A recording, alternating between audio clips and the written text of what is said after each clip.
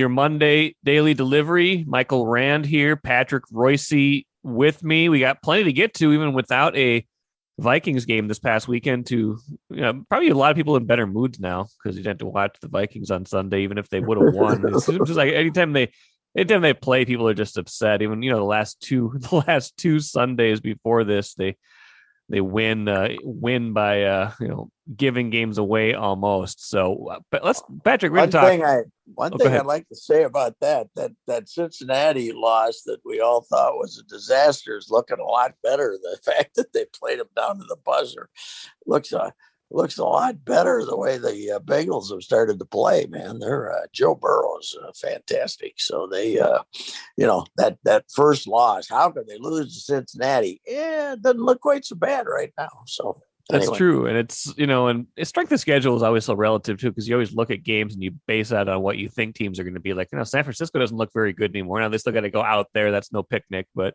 the Baltimore game, like you said, just got smashed by 24 to the Bengals and almost lost to the Lions. So we'll see about that. Good talk Gophers football, World Series. Our guy Eddie Rosario, little Gopher volleyball, some Timberwolves, some Wild. We got plenty to get to. So let's start with Gophers football, Patrick. Just because I think on the show last week we'd expressed opinion that was probably going to be it could be a double-digit line going into that game. Instead, the Gophers only favored by 4 in that game, and kind of show that they, that was not an even matchup. They ran the ball like 56 times for over 300 yards. It was like an old school Glenn Mason performance in that 34-16 win, was it not?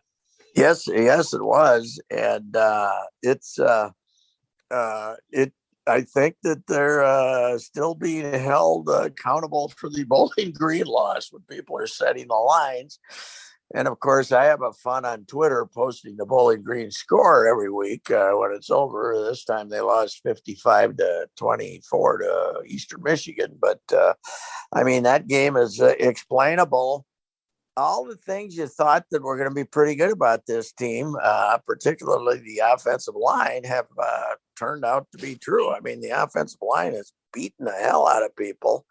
And I think the optimism that everyone had about this team, because they were the most experienced team in the country, especially on that offensive line, has now started to manifest itself. It's just that there was that horrible blip right off the bat, that took place, and it's kind of hard to forget about that. But Maryland, Mike, I think I said this the other day that when this Loxley first came there, they started like 3-0 one year. One of the victories was over Howard, and all of a sudden they were rated like 14th in the country, and they had it. I don't think they won again.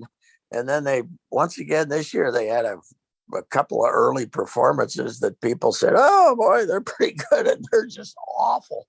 Iowa went out there and put 50 on them, and I don't think they scored. They're terrible.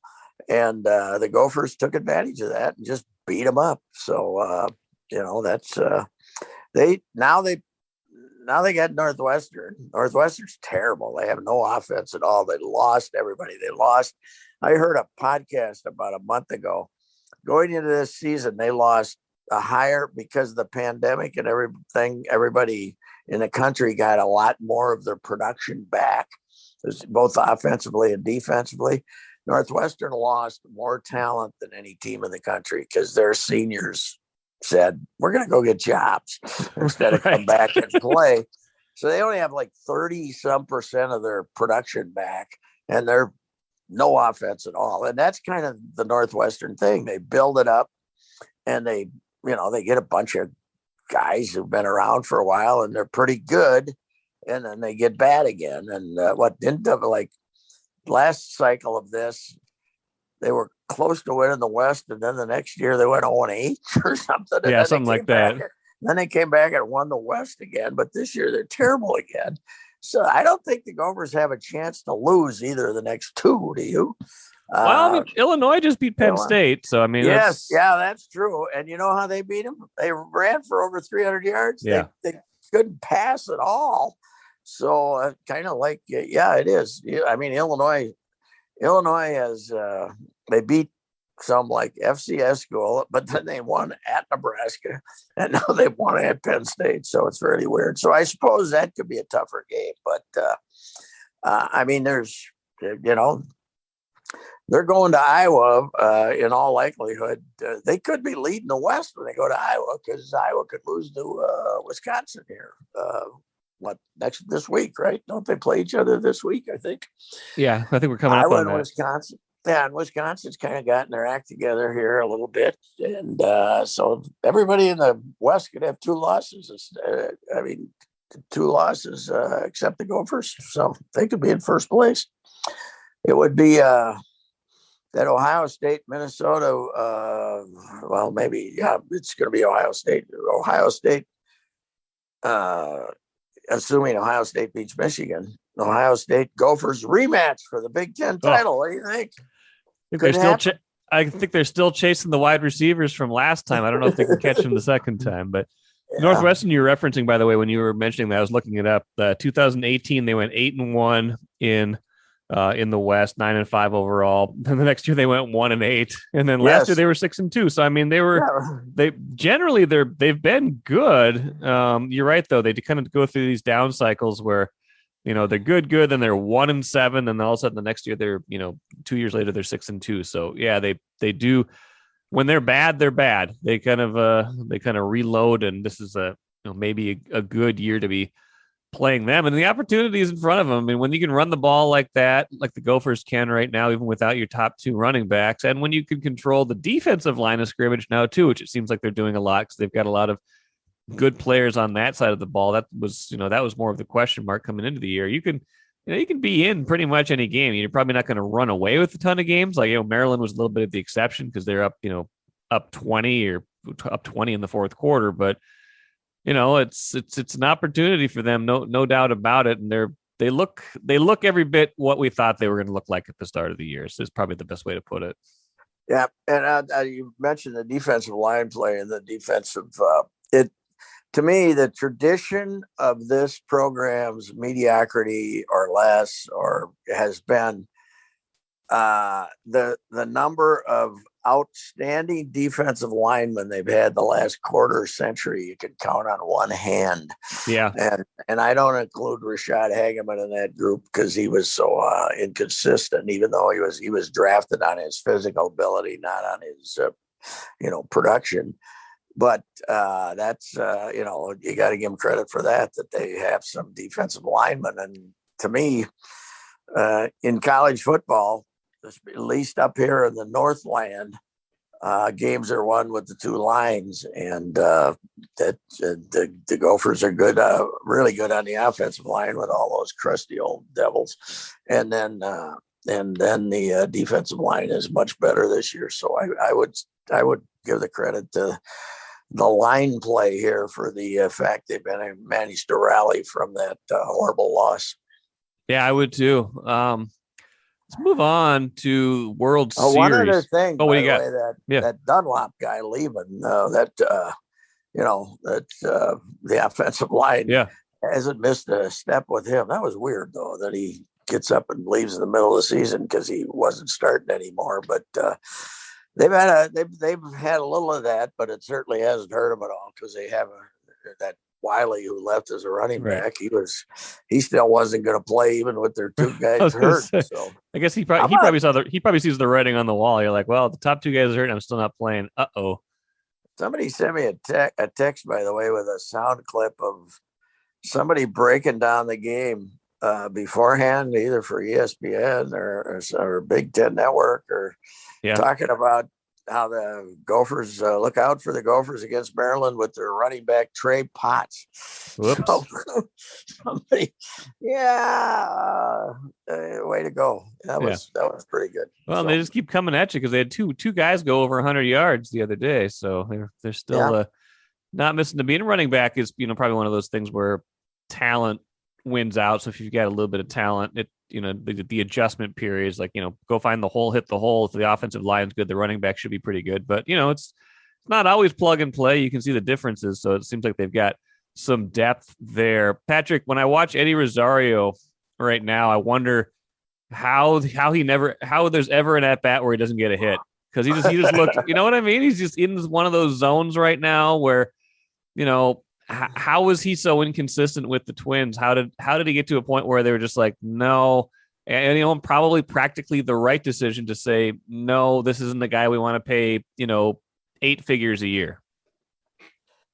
Yeah, well, they didn't want to pay him 10 or 11 on a multi-year deal, or probably, I don't even know if that would have done it right then. And poor Eddie gets up going to Cleveland, has to take $8 million. And then the Indians get rid of him. They were still the Indians then. They weren't the Guardians. When they got rid of him, they were, because they wanted to save $2.5 million for the last 2 months of the year. They just gave away. You know who they traded him for? Pablo Sandoval, who they released 20 minutes later. Right. And what a bold move by the Braves, though. They went and got 4 outfielders. Acuna was hurt. They had other problems there. They got Jack Peterson. They got Rosario. They got Soler and Duvall too, right? Did they get all 4 of them? And now it's but Mike, I don't know how much of the game you watched, the last couple of games that we won the one for him, game 6, but he has taken some pitches off the corner that he never took. His I hate the word, but his focus, his discipline has allowed him to be better than he's ever been for this period because he isn't chasing. And he's making them, for the most part, throw strikes or at least pitches that are reachable. Not that right. Eddie strikes. Because when he starts losing his when he starts losing the strike zone, not only does he swing at pitches, he kind of loses his whole foundation too. His legs are going and everything's going. And I always loved the guy. I mean, I remember writing about him starting in 2015 down in spring training, because those hands of his always just were, to me, were incredible. And because there was no fastball you could throw by him if he knew it was coming. Right. And but he's a different kind of cat. There's no doubt about it. And to see him like this right now is to listen to the broadcasters talking about their level of amazement with the way he's putting the bat in the ball. We've seen the hot streaks, and he always gets hot, but I've never seen him hit the ball so hard, so consistent. There hadn't been a bloop. His out rockets. The last out he made in the which turned out to be a sacrifice fly that got the run over to third. That ball to center field was crushed, and the first out the other night was crushed. He hit 2 screamers to the outfield for outs, and then he hit the 3-run homer. That 3-run homer reminded me of one that Puckett hit the weekend. He got 10 hits in Milwaukee. Oh, sure. And the last home run was a screaming line drive into right field. And Plesac was the pitcher. And the next week at the Dome, Plesac struck him out. And I went in and talked to Plesac about getting Puck out to end the game. He said, well, last time he faced him, he killed 3 people in the right field bleachers. He said, and that's the way that ball felt too. I mean, it looked like it was just smoked. And it's fun to see because, maybe he can get out on the market and make some money this time, because he didn't last time. And I saw he had one of his sons there with him when he was receiving the award too. And the kid was, Mrs. Rosario, man, his wife. I've seen her outside the clubhouse. Yeah. And I believe there's 3 of them, the boys. Yeah.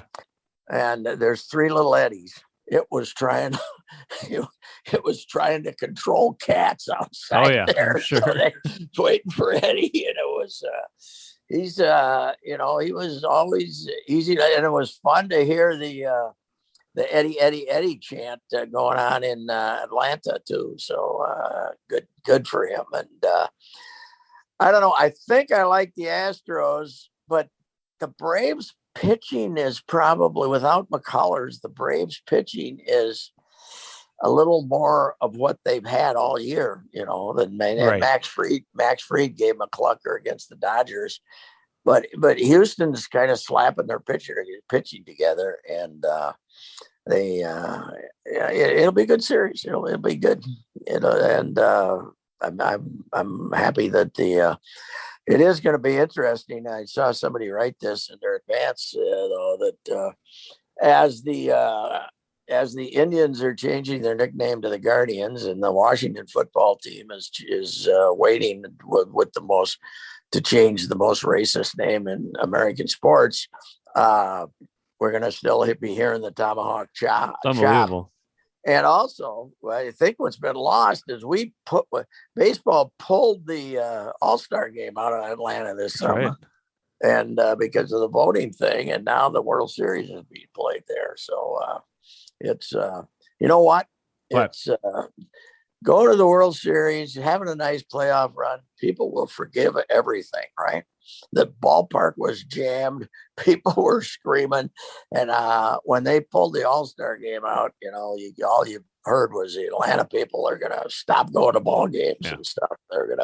They're so mad at MLB. So it's, it was, that last game was, I think that one was about 342, but for some reason, I watched most of it. It didn't offend me, that one, but that's good. But I don't know what they're going to do as far as long term. And of course, the other bad thing here is come December 2nd, there's going to be a big lockout. Yeah. So nobody knows where we're headed this winter. And it's going to be a winter of inactivity. So all this speculation that we're doing on who goes where and what the Twins exactly means nothing. It's going to be one of those, if they ever get a settlement, it's going to be one of those 2 weeks of free agency, delayed spring training and all that stuff. So anyway. You're writing about World Series starts Tuesday. You're writing about Rosario for Tuesday's paper, if I'm not mistaken. One, maybe I can get your final thought, because I think you talked to Doug Minkiewicz for it. My favorite Eddie stat still, and I loved Eddie when he was with the Twins. My favorite stat still is how he had 15 triples as a rookie and has had 10 since then. Yeah, that is how that happens. I don't know. That ballpark was playing different, wasn't it? I mean, concrete settled, Patrick. That's what they always say. The concrete settled. And the ball was, people maybe learned how to play the ricochets too. But 15 triples is like world record. It's he's. Now, I did hear them say on the broadcast that they were getting overly giddy that he's one of the fastest guys in baseball. He has very good speed, but he is not one of the fastest guys in baseball. He's one of the most adventurous guys in baseball. Yes, he is. Yes, he is. But it is always fun. I texted Perky, and Perky texted me back with the quote about Eddie. Eddie either sees a beach ball or a golf ball, and there's no in between. And right now he sees a beach ball. That was last week. Sure. But whenever you contact guys who played with him, they all love this guy. Sure. Because I think they all wish they had his attitude that, okay, what the hell? Nothing to get nervous about here. It's an at bat. I get a chance to get an at bat. And, I try to go to first and third and get thrown out by 20 feet. Well, what the hell? I'll be safe the next time. It's that care. It's that confidence in his game, and that he's not haunted by a blunder in any way. He's thinking I got a chance to be a hero, not, oh man, I got a chance to be the GOAT here. Yeah. And he's got, and everybody always, McCabe told me one of the most fun things he had as a manager with these guys when he had Sano, and he had Vargas, and he had Rosario. And Vargas, looked like he was going to be something too, with a big, strong guy. And he would put them in a hitting group, and he said the level of agitation and the insults they were casting at one another in Spanish, which he wasn't 100% sure. He said it was just, it was a joy to see them getting on each other, and he said they made BP fun, man. He said they were just, of course, Sano was, probably 250 then, and we thought he was going to be the phenomenon of all time, and Eddie was the best hitter, and then Vargas was probably even stronger than, but they went at each other pretty good. So it was fun to see. Patrick, let's talk. Go ahead. I said, for our guy Eddie, let me take a swig of the nectar of the gods here while you had this Diet Coke. Paid promotion here. No, why don't we get them as a sponsor? Come on, we should. Let's get them. Let's get on. Yeah. Diet Coke. Every week you're chugging one. Yes, that's right. So I want to talk Gopher volleyball for a little bit. It's one of those things that I always mean to talk about more on the show, and I feel like you share my enthusiasm for Gopher volleyball. I covered some of it, maybe back in the day. I actually covered a team that went to the national championship match. It was like 2004, I want to say, late 2004.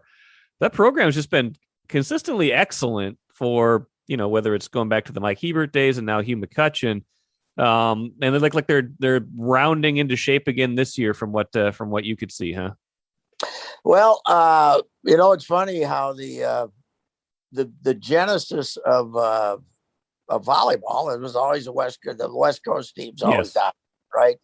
And it was, but I should point out that this setter for Ohio State, Podraza, daughter of Chris Schaefer, Gopher Hall of Famer in volleyball, who was one of their great hitters in the late 80s, when Steph Schluter was still coaching them. And so that's kind of, Schluter had a couple of teams there. And I remember Volz kind of got a lot of heat for bringing in Ebert. But I think to her credit, and I didn't give her much back then for anything, but she saw that volleyball was a future big time sport for women's athletics, and she brought him in, and he put together a great program, and I think he made 3 Final Fours. Did he? 1 national championship game? I think that's right. Yeah, that sounds about right. But by the end of the 90s, the Big Ten had turned into this monster conference, and now it's just, there's about, Purdue's good now. There's about 3 mutts in the league. Iowa's one, and Rutgers, they're both winless, I saw. But the rest of it is every weekend you go on the road and you play the Friday, Sunday, you're up against it. Wisconsin's an absolute powerhouse. Right. And so it's, it's a tremendous league. And this weekend, this team is that Landfair, who's was the hotshot freshman last year, one of their hitters. She's been hurt a lot, and they don't have her, but they got Samity back, and they're good, but they're not like overwhelming. Okay. They don't. The setter has got a bad knee. The Schaffenmaster, and who was also part of that freshman class, but they got swept by Penn State, which isn't a great Penn State, this team, on Friday. And then the first set against Ohio State yesterday, they were announced 5,000 again. I'm not sure they're squeezed in there like they used to be, but they was, as I wrote today, it was kind of quiet the first set. They didn't get going, but then they had some wonderful rallies and against a really good Ohio State team. And the last 3 sets, they won 25-21, but all of them were like 20-20. And then, okay, who's going to get the breakthrough there? But it's a great sport because the level of the athletes is tremendous.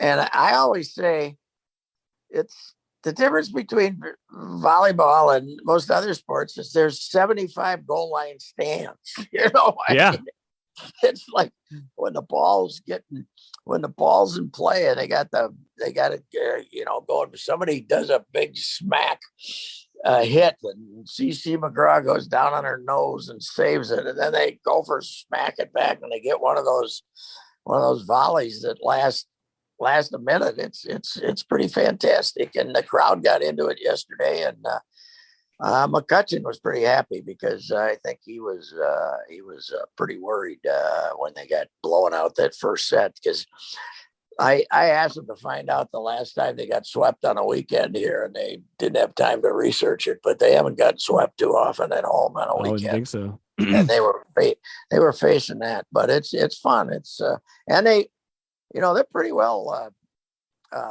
They got a strong season ticket base, and between that and the students, between that and the tickets they save for the students, it's pretty much a sellout every time they have a Big Ten match. So it's good. It's kind of hard for the Gopher fans right now to see the fact that Wisconsin has passed us in the power, though. I mean, I know.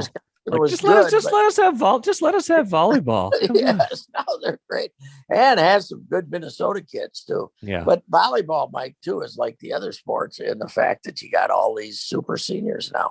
Yeah, Purdue, Purdue was good last year. They made the tournament, but they got them all. Everybody is back, and there's players like not as good as Stephanie, but Samedi, but Samedi, but there's players like her that are back all over the country. So Big Ten volleyball is nasty, and the Gophers. It was fun yesterday.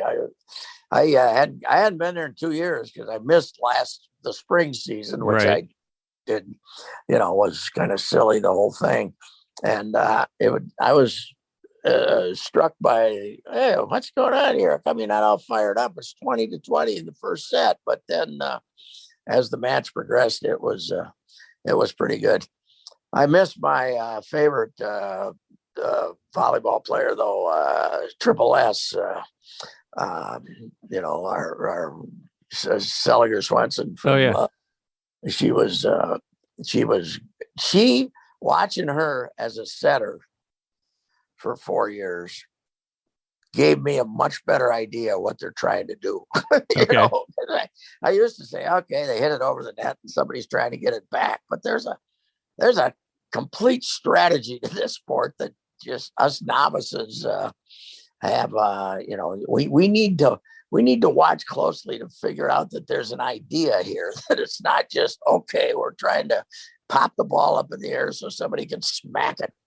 And this kid from Ohio State was really good. This Podraza, Chris Schaefer's kid. So it was fun. Yeah, we got Nebraska's here next. That'd be good next week, and they're a monster again. Always, they are really good in women's sports down there, aren't they? Remember when they used to be a football school? I do. Now those women's. Now the the old quote about we want to have a men's athletic program that the women could be proud of. That's it kind of applies to Nebraska now. It does. We got a few minutes left. Let's talk quick. Wolves and Wild. Wolves are 2-0, Patrick. Wild 4-1. Now they did lose Sunday. It's a back-to-back. Capo Kakin got first start for Capo. Didn't look great. You better get used to those back-to-backs. Yeah. That schedule is with the Olympic 2 weeks is 2.5 weeks is you better get used to the back-to-backs. But they won 2 straight overtimes right before that. So yes, including the dramatic one against the Jets where it didn't look like they were in it anymore, and then they end up coming back winning that one. But yes, 4-1 for the Wilds, 2-0 for the Wolves. A lot to like. There. I didn't like them against New Orleans from what I saw. I mean, they played really sloppy. New Orleans is terrible, Right. and they get to play them again tonight, right? They do, yeah. They were okay against New Orleans. I think what's different this year is they can actually, so far, they're playing defense, right? I mean, again, yes. Houston's, the two teams they played, Houston and a Zion-less New Orleans, are probably going to be two of the worst teams. It'd have to be two of the worst teams in the league, but those are teams that they played last year and they didn't look good against them. They couldn't get a stop when they needed one. So that feels like, if that's going to be at least the case 50% of the time, that's going to be a difference for this year's team. Yeah, it's they are paying a little more attention to it. There's that is true. I kind of like the league this year. I don't think it's as predictable as it normally is. Just like last year that was the best thing about the NBA last year, is it wasn't quite as predictable as it was in the past. But the other night, Towns doesn't really do. I mean, he ended up with decent numbers, but he only got 6 rebounds. The guy who was playing against had 17, and he fouled out with 6 minutes left because he got into one of his little huffs and got a double foul and an offensive foul to play right after that. And he's gone with 5 or 6 minutes left in the game. Yeah, and Russell had a terrible shooting game, and they still won, so you can't complain. But they got a little depth. I like that. McLaughlin can come in and play for you, and they are not short-handed. Is Josh Okogie's defense really good enough to have him playing 30 minutes? I mean, man alive, is he terrible offensively? I think nothing to offer. I guess maybe when you got Edwards wanting his shots and Towns wanting his shots and Russell wanting his shots, you probably, if Josh takes 5 a game and makes 1, I guess that's probably okay if he's going to guard people. So, I guess you can get away with that. But who had to be a little?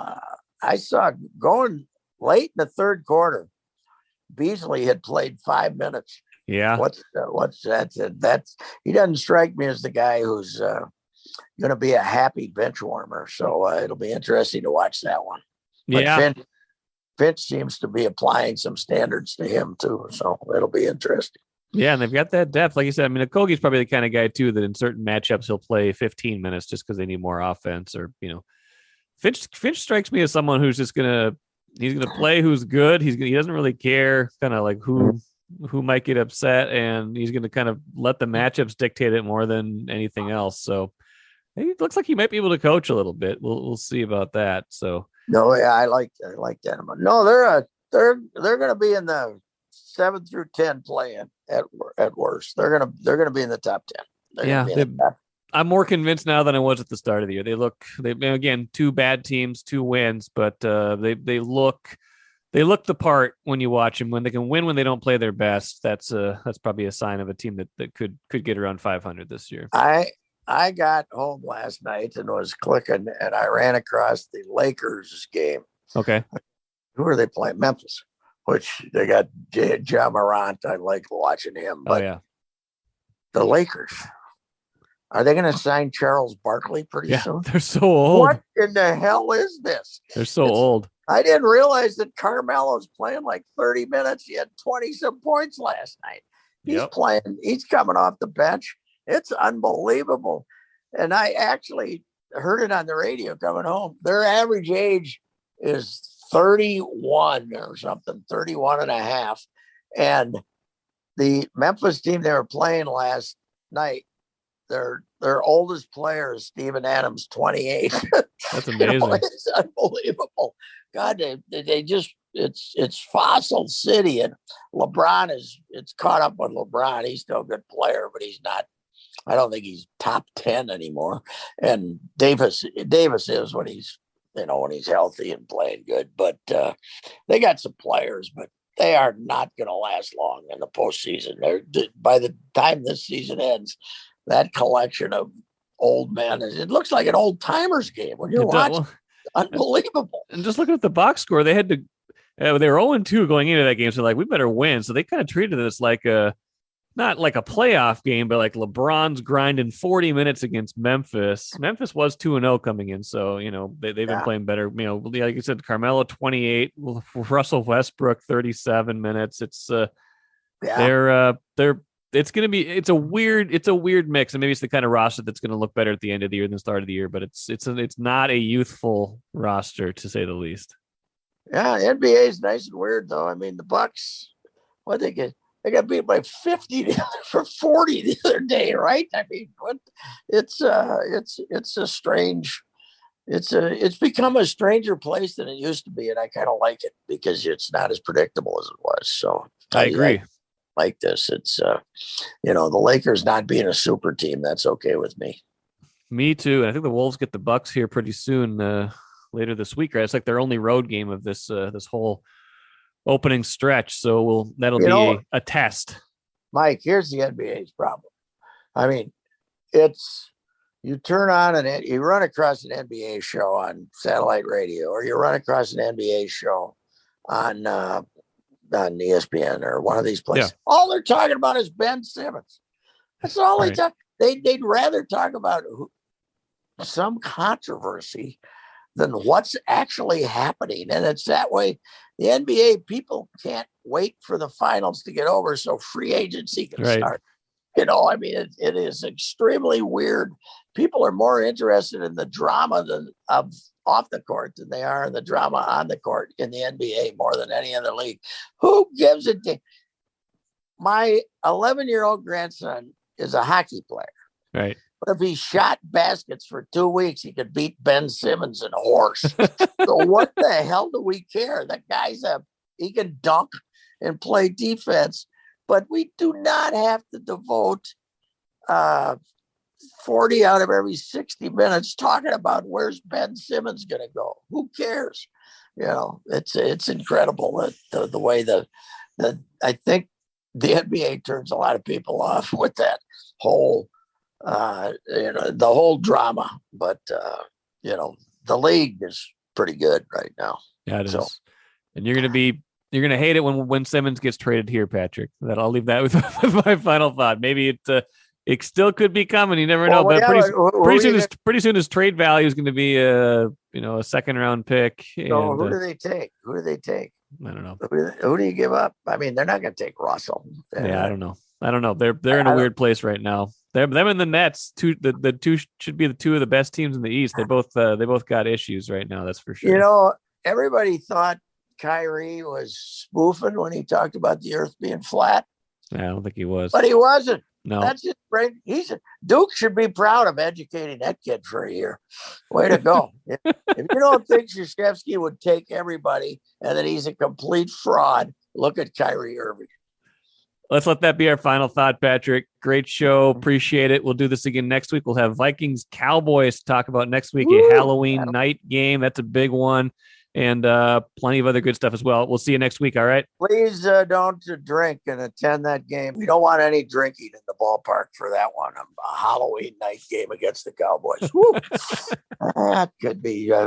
Don't walk around the dome. 3 drunks might fall on you and break your neck. So, okay. Thanks, Patrick. All right. Talk to you.